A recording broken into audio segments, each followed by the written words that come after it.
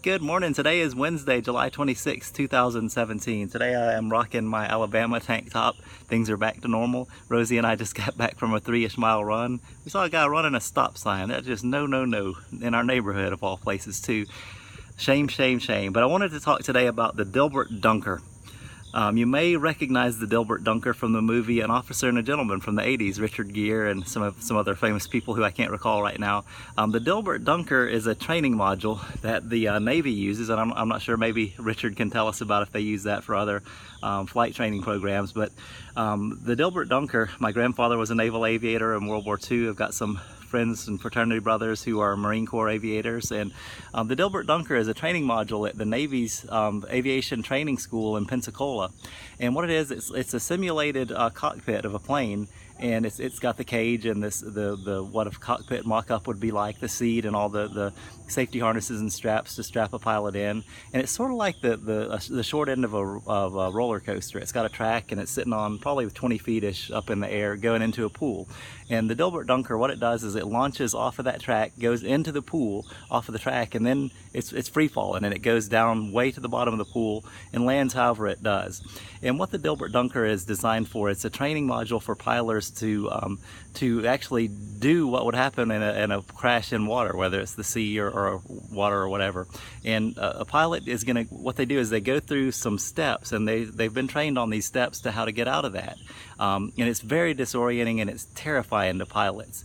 And so what happens is this simulator, the cage goes down to the bottom of the pool and it lands one of any of a million different combinations. It could be straight up in the air, it could be upside down, it could be on its side, either side, whatever. But it lands and the pilot's got to get out of there. And there's, of course, scuba divers down there that are for safety reasons and all that. But the pilot has got to get out of there, and they've got to recall the things that they've been trained and coached on and memorized how to do that. And it's linear. They know what to do. One thing is then followed by another, followed by another, followed by another.